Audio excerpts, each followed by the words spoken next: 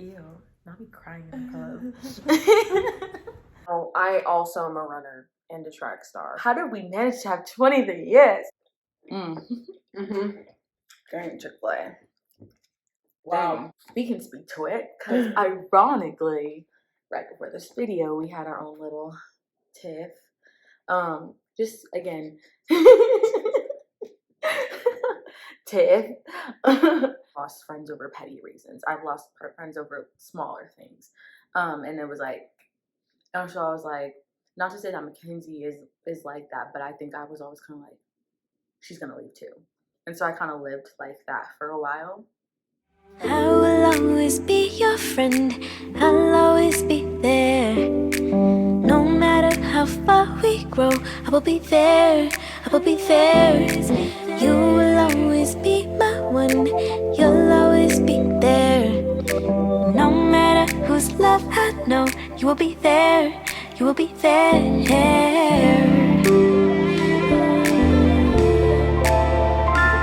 I thank you for the blessing of your love. You've given me the strength to rise above.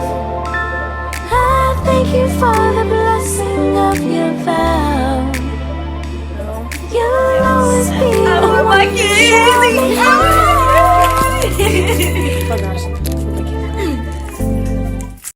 I knew it. I knowed I made a good choice. In what? My best friend. Back again. Just kidding. I guess it's like first time. So we are here with a sister tag testimony mukbang. All right, Kenzie, what we got? We got Chick-fil-A. Mm-hmm. We got Good Times. Colorado staple right here. Good Times chicken tenders. Mm-hmm. We got Slim Chickens chicken tenders. Oh, it's on the table. And it's clean. We got Cane's. And we got some Texas toast. Come on now. Gotta have the toast. What drinks we drinking with? Got a sun-kissed strawberry lemonade. Mm-hmm. Twink. I got 7-Up.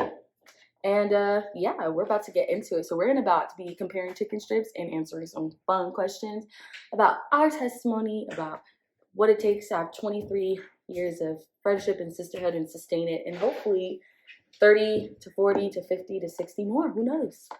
60 is a lot. How much will you be? Oh yeah, that's not bad. Okay. All right. Cool. All right. Well, we're gonna get into it. All right. Let's go ahead and take a piece, or we can take all. All right. That was Cane's. You gotta have the sauce. Yeah. So we're gonna eat Cane's first on this one. Taste it. I know what Cane's tastes like. Same. But we're gonna see which one's the best. All right. Okay. Oh yeah. You asking a question? Yeah. What's the sauce? Okay. And if you hear that noise, it's a dog. Okay. Okay. So our first question: what kind of work makes a friendship successful?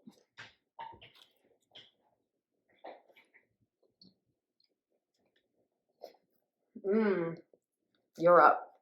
What kind of work makes a friendship successful? I think trust is very important. And not being afraid to express your emotions. I also think that God being in the center of a friendship is very important, because there are times when there may be disagreement, or you may not know how to love someone or how to serve someone, and by putting God in the center, you really you're guided into the direction that you need to go, or that you should go, regardless of what you want or feel like you know what you should do because of God. So I'd say accountability. Because I think a lot of reasons why friendships fail is because there's no accountability. there's like a lot of pride. I think that sometimes we love our ego or ourselves more than the person, and so we're only thinking about ourselves a lot of times and not considering other people. And so accountability, but I think the only way you can really have like true accountability in a relationship is with Christ, with the Holy Spirit, because sometimes you don't even know you're doing it.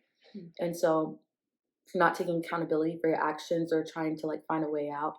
So I feel like when you have Christ, there's a level of conviction and accountability about how you handle those people he's asked you to be in a relationship with and take care of and all of those things. And so, yeah, I would say that. And obviously, of course, I agree with you, trust. Yeah. Because I think you can't really be friends with anybody that you don't trust fully. And so I think that you have to be able to be vulnerable and be honest and be trustworthy, but also have trustworthy people in your life. So yeah. How do you rate this Tinder right now? It's good. I like Cane's. I like it with and without the sauce. The sauce definitely adds a little razzle dazzle. It's good. I love the crust. It's just, I like Cane's. So.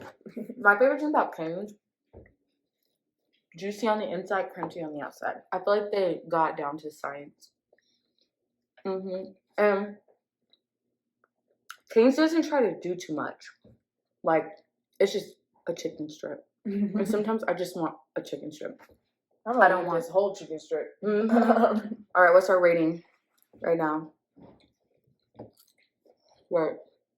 I'm going to give it, do you want to say it at the same time? Come on, let me chew them. 3, 2, 1, 8. Yeah, solid 8. And for all of you cane haters out there, I don't care. I don't care either. Just don't eat Cane's. It's just a chicken strip. And if you want just a chicken strip, Cane's is the place to go. If you like Cane's, hit like. If you don't like Cane's, hit like. There you go. All right, what's next? Slim Chicks. Slim Chickie. Alrighty. We have 3 of Going these. in order. We have 1 extra, and they gave us an extra one. So. All right. Share one thing you have done in your friendship that has contributed to its success. So, in our friendship, not just in general. I think one thing that I would say is like, I try to be there for Kenzie, like in whatever. So, like, one thing with her that she helps me work on, I think, is like selflessness. Because even in like, there's times where I'll be like, bro, I don't want to pick up the phone. I don't want to talk. I'm like, I just want to do me. But when it's her, I always pick up the phone because I'm like, if she needs me, I want to be there for her, whatever it is. Even if we're just talking about, just Jesus or something silly, I'm like, okay. And so I think that just trying to be there for her in any way, because obviously we don't live in the same state, so I can't just pop up at the door and pull a Timmy from Full House on them and just be like, hey guys, We love the pop-in. I don't get to do that. So it's like when she does call, when she does need something or whatever. Yeah, I think that's one of the things. All right. So this is Slim Chicks. I really like the chicken. The flavors. I think, I think the whatever seasoning they put on it is very salty, but like not too salty. It tastes good. I don't know how to describe it. For me, it's a little salty. I like it to be seasoned, but I like it to be flavorful. If it's going to be seasoned, I don't think it's to be salty. It's okay. Usually when I have some chicks, I'm like, that's good. Today I'm kind of like, it's okay. Yeah.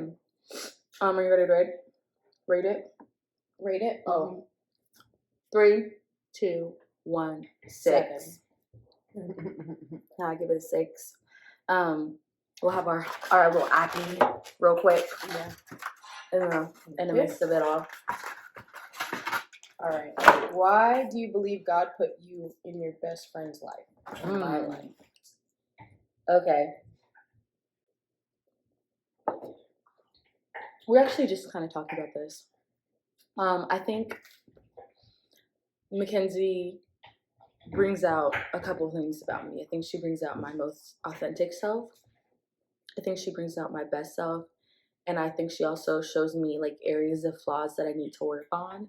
And not even like, you need to work on this. It's not like that. It's in the way that she lives her life and how she moves and stuff like that. So I think that I learned from her a lot too. And I think as far as the first one, my authentic self, from the beginning of time, Kenzie's seen me through phases. Okay. I've had many phases. And some days like I think I could be like a different version of myself every day, and not in like a not in a split personality way.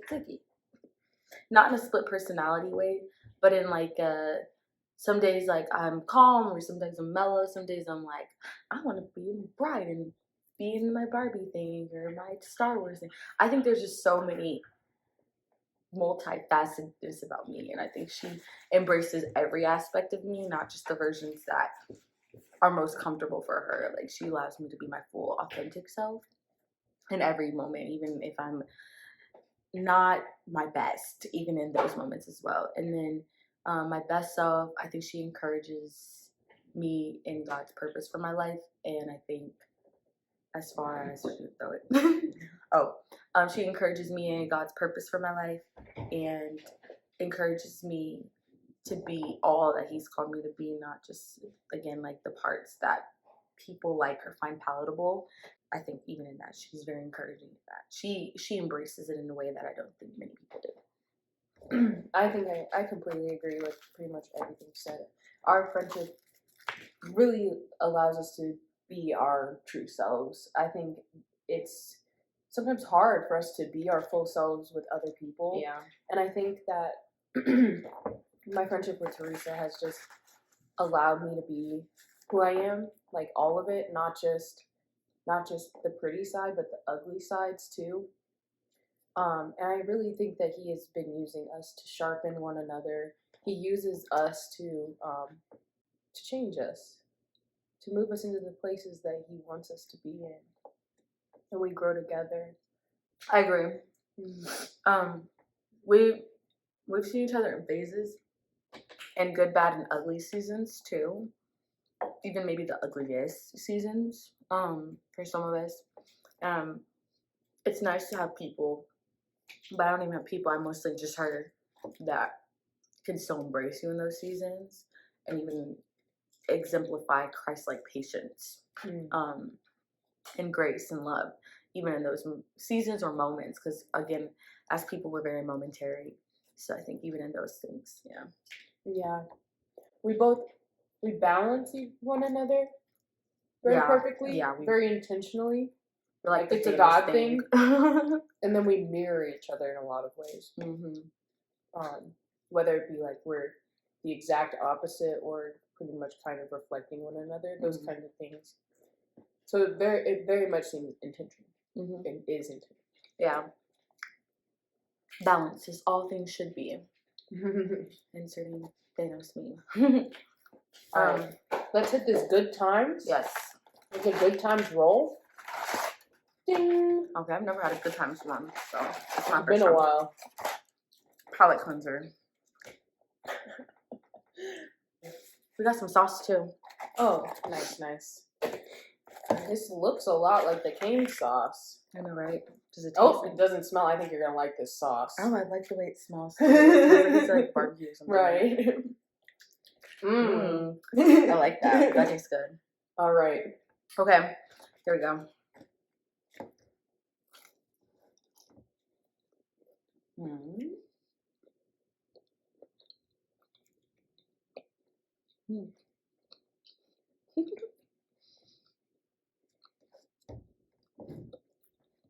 I like it. Try it a little without the sauce. Oops. No, try. You're like, the sauce is good. Let me try it without.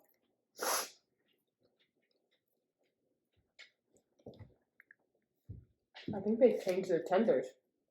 They weren't like this before. Like that? They weren't black before. Good Times has good burgers and custards. Remember that time we had those and we just sat at the park? Mm-hmm. Yeah, when you're at Savannah. Mm-hmm. You just recovered from COVID. I was like, she was like, I just got COVID and I just recovered. I was like, I don't care. We have plans. Okay. Mm-hmm. That's good. I like it. Like, I would go there and get one. For sure. Do you believe many friendships fail or don't last long? People don't try or have any higher purposes. For example, if you get in a fight, you have to be willing to do the hard thing and talk through it and apologize and forgive, which is really not worth it for a lot of people. Mm-hmm. So we know that our friendship has a higher calling.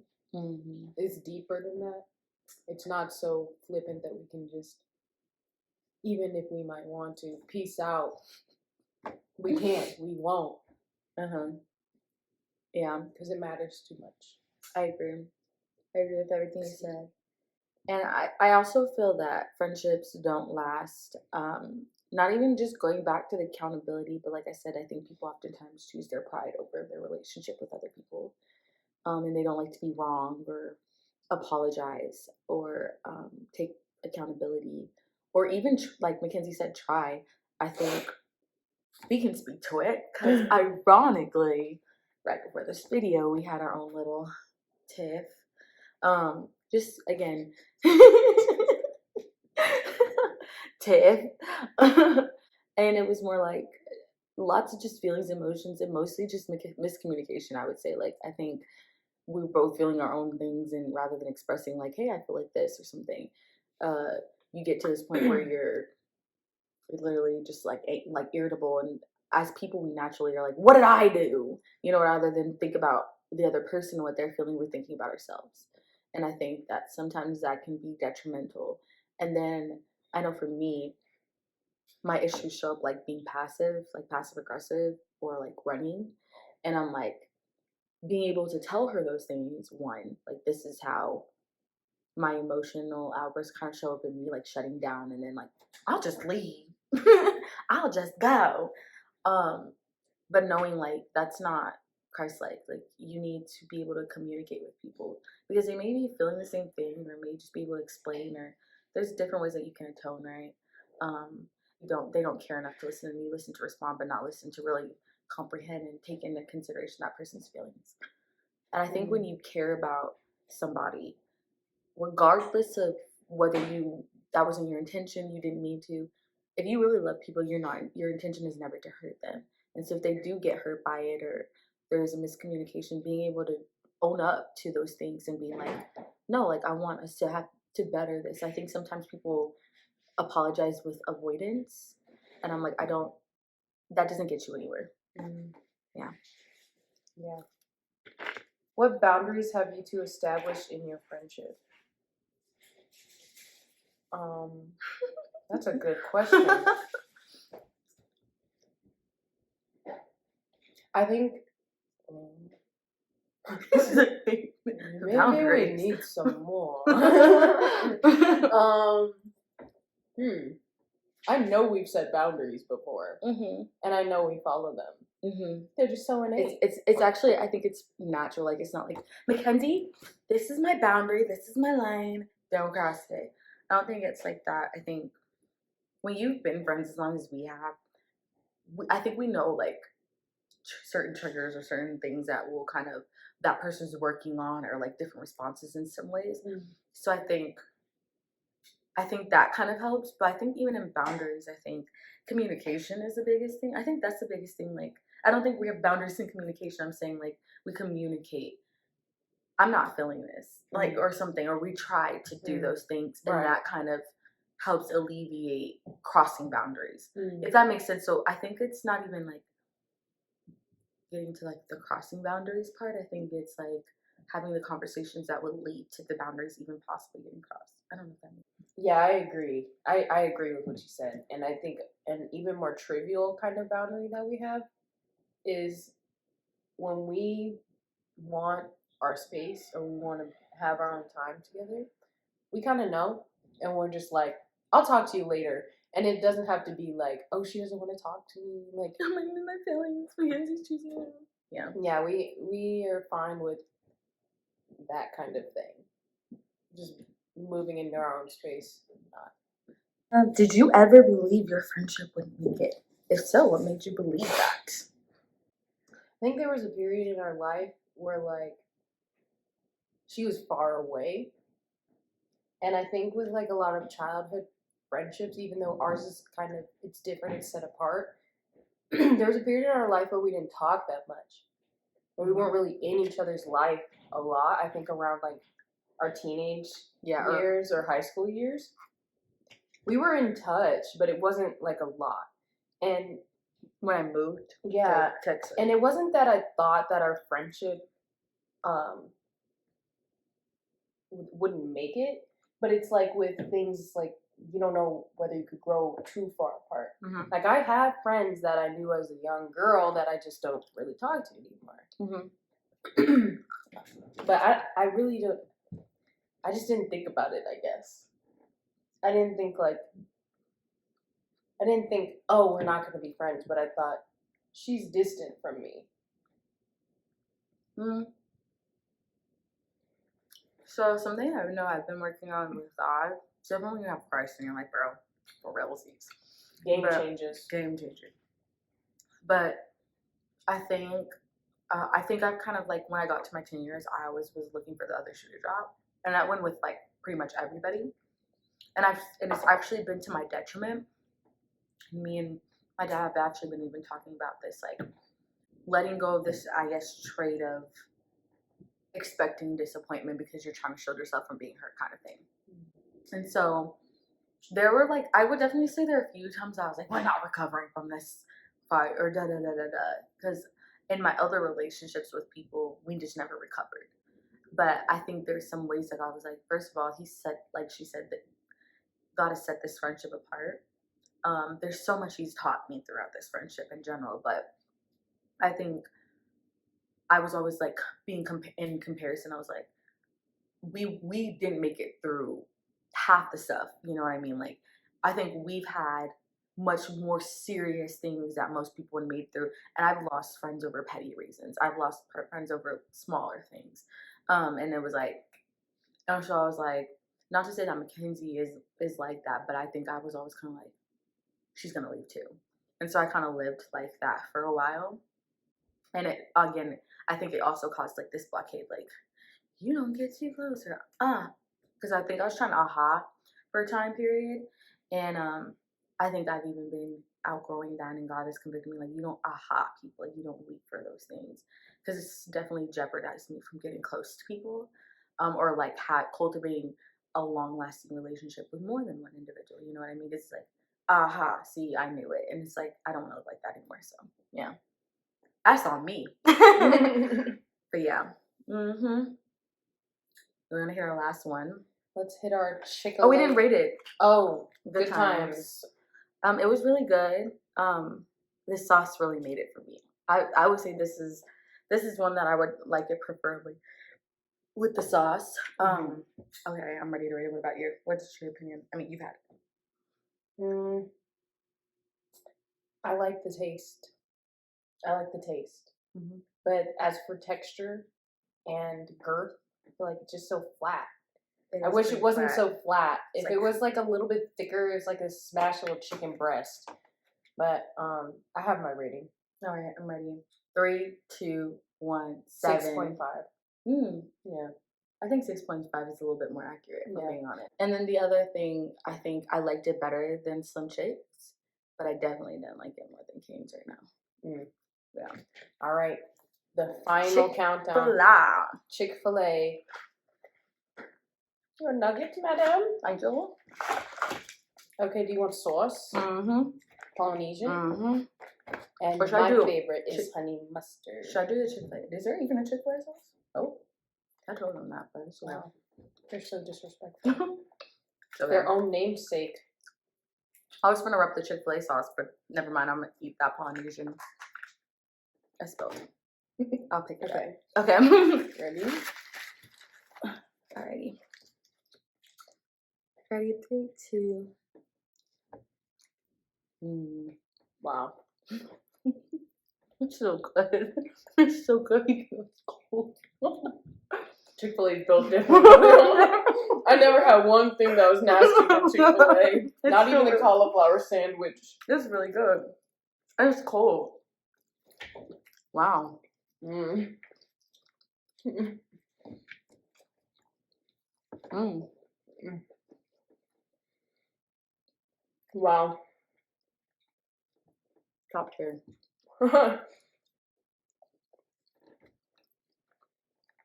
What even is the question? Oh my goodness. That's really good.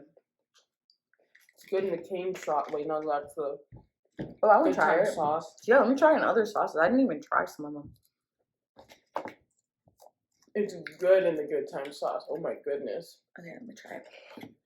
Goes to Chick-fil-A and then goes to Good Time just to get the sauce for. Yeah, let me try with the. Literally. All right, cane sauce. Mm.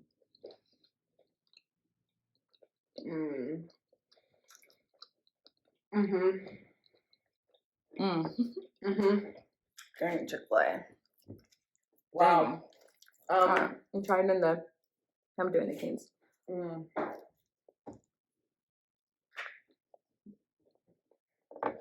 Wow. Alexa, what time does Chick-fil-A close? Have you ever had their chicken strip?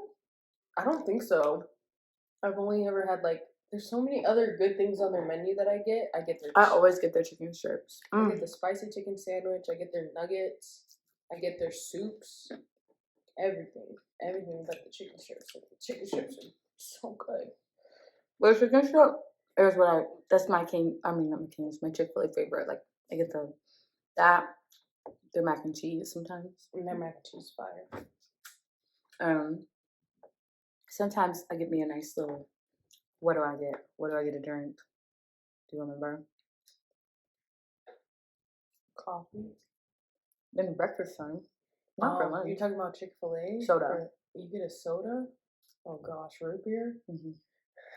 I love Barg's root beer. That's my favorite. People don't like root beer apparently. Interesting. It's so weird. It's just vanilla. Is it? It's just aged vanilla. I don't know. Yeah.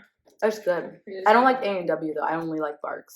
And the one with a really dark can. What about the dog? Mug. Mug. Wait. Wait. I can tolerate Mug, but Mug is sweet. There's something about Barg's that's like. I don't know how to explain it. It's just like maybe we should. How has Christ changed your friendship dynamic? The communication that we've been talking about. I think love, it's a doing word. It's definitely a verb. And you learn a lot about love when you come into Christ. You learn about forgiveness and you see him as the prime example and you have his teaching. So you try your best to follow those things. And it's not like you're doing it on your own. So I think that's really how Christ has changed our friendship dynamic. It's just the fact that he's in it. He's transformed us, not just our dynamic, but us.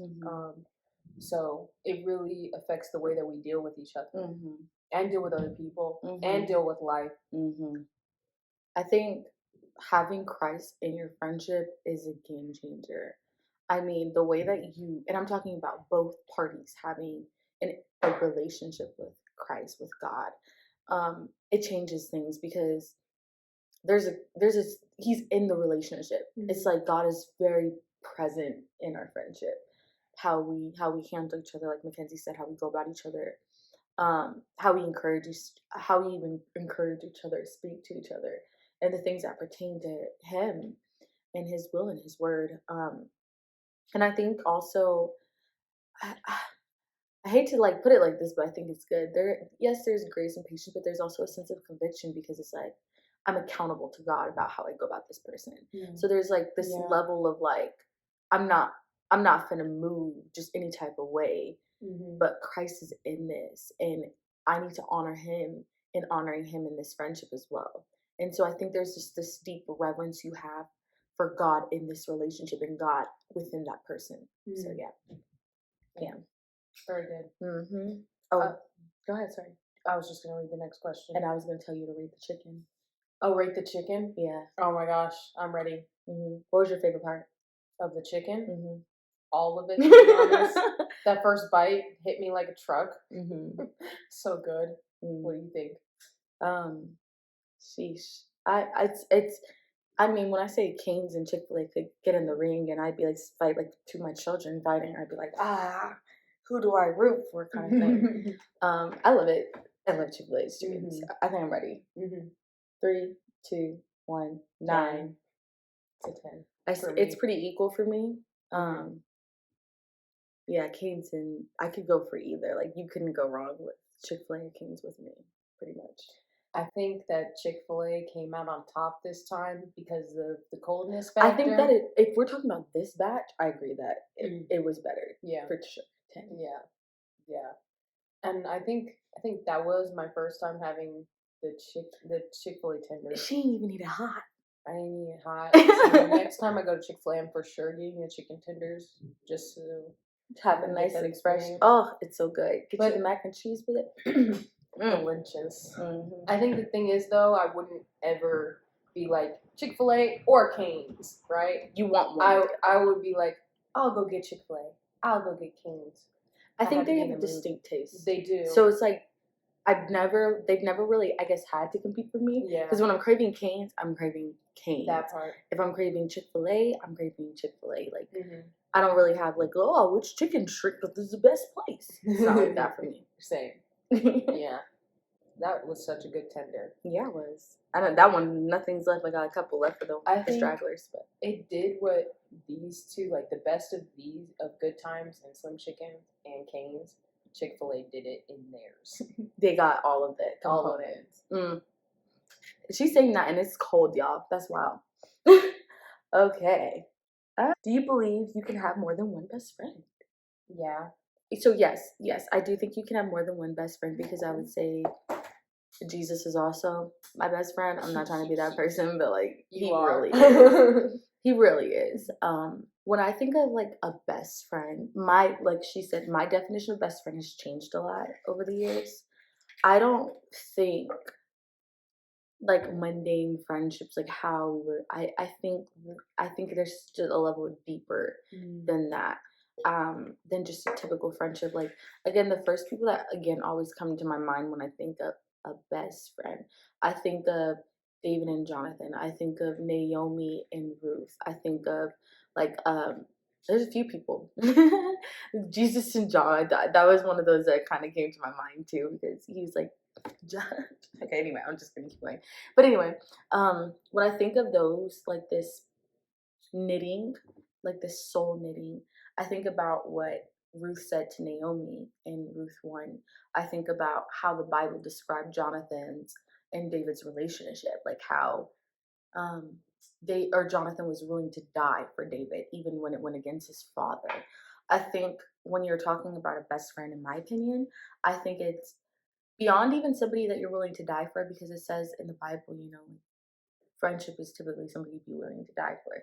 But I think it's like literally like, it wouldn't even be a second thought. I don't have to question if this person is my sister or my brother.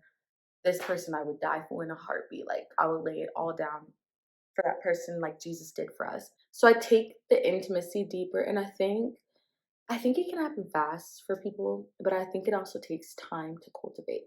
And I think that I don't use the term friend lightly, because I think that there are components that the Bible has revealed about friendship that not everybody is capable of being for you, whether they're in Christ or not. And so my kind of understanding of friendship in the Bible is it's not really a loose term. Like who you call your friend is also a reflection of you. And so I take it very seriously. So who I call my best friend is like, not only is it somebody that I'm willing to die for or whatever, but I really think of it as somebody who's really reflecting Christ's love to me, not just daily, but consistently over time. And I would say in that capacity, Jesus is the only person, but Mackenzie is the only person that's done it even in those moments when I really didn't deserve it and stuff like that. So yeah. That's a good answer. I take that answer. When you start teaching kids, I think you have to have an understanding of what you're teaching. And I think when I was teaching about friendship, it gave me an even deeper insight on the weight of friendship. And like, I just don't take it lightly. I don't take, just as I don't take like marriage or courting or anything lightly, I just don't take friendship lightly, who I call my friends. That's just me though. And I got some trauma, but that's neither here nor there. What is advice you give to Christians who are trying to establish deep friendships? Well, listen. This is my deep friendship. The other ones I struggle with immensely. So I think I'm the one who needs the advice. Just because, like, I've known you for so long. So I think we got a leg up on other deep connections. You know?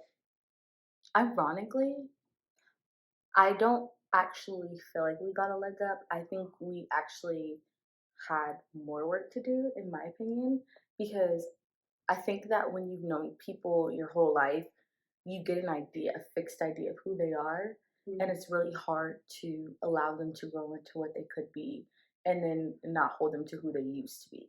If that makes, I don't know if I'm making any sense. Yeah. So I think that when you've known each other for so long, you can get too comfortable.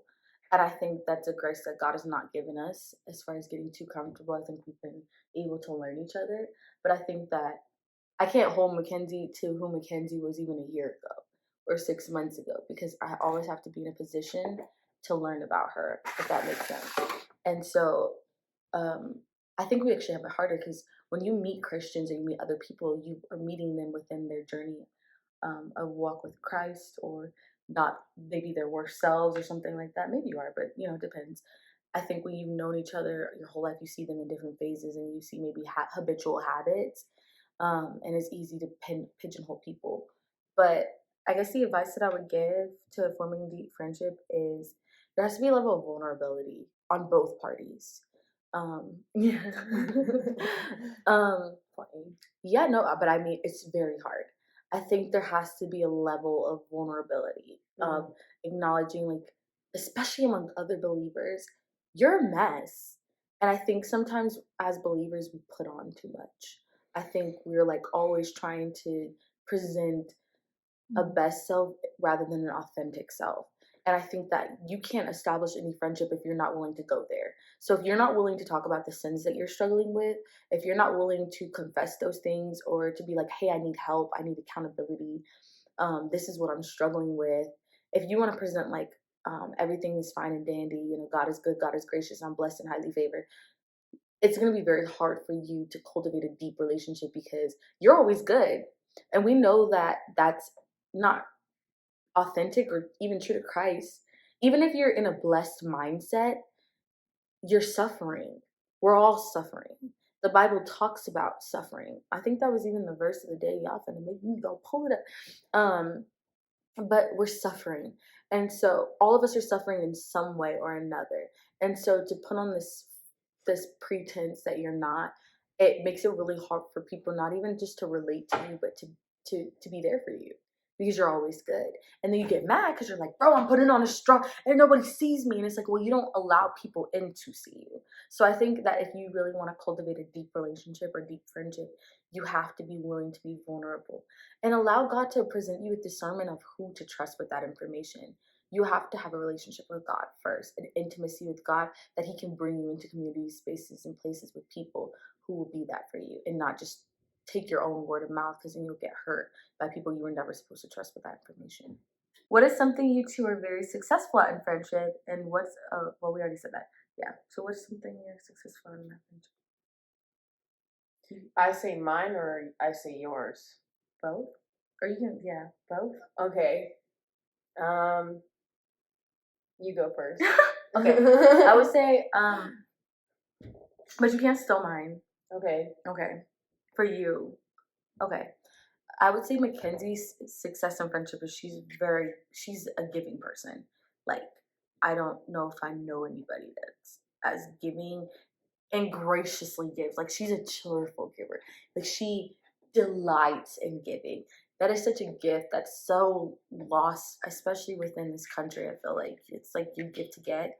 but she gives very humbly without any expectation and very selflessly. She's always thinking about other people.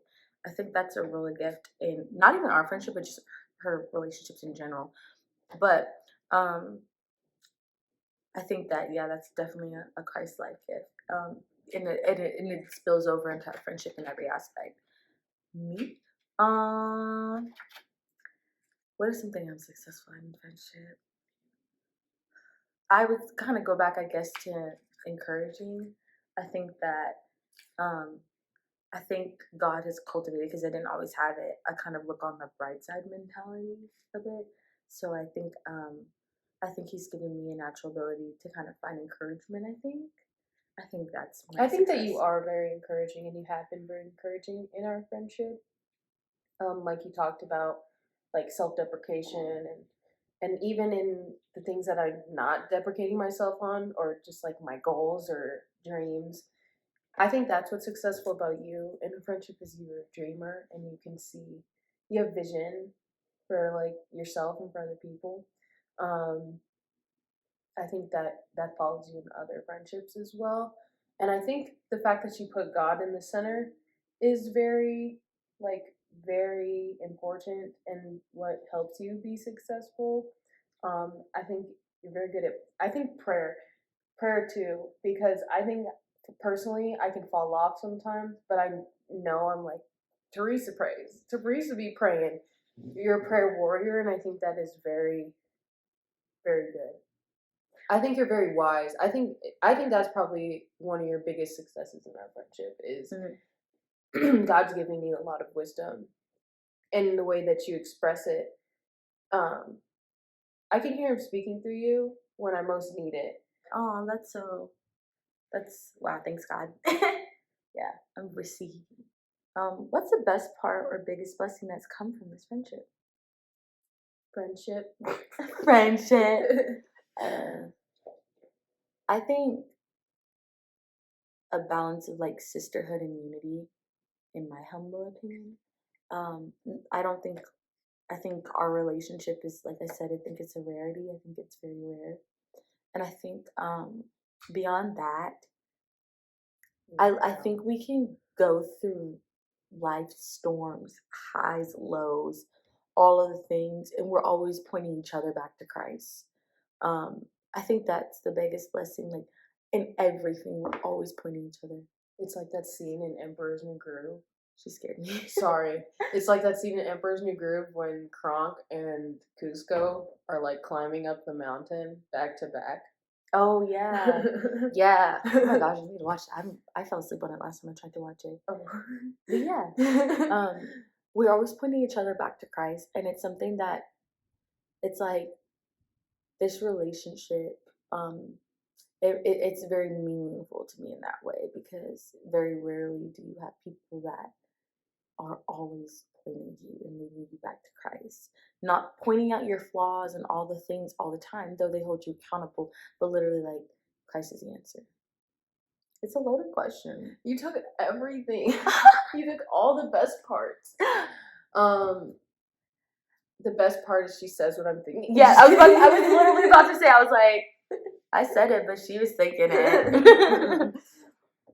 The other blessing is, I think throughout our whole lives, we've been able to express our love to each other and not feel shamed or not even like misused, but like sometimes people, you're like, oh, I don't think I should tell them or completely express that love to them. But I think that we're able to just really just show each other how much we love each other, in the sense of like our actions, our words.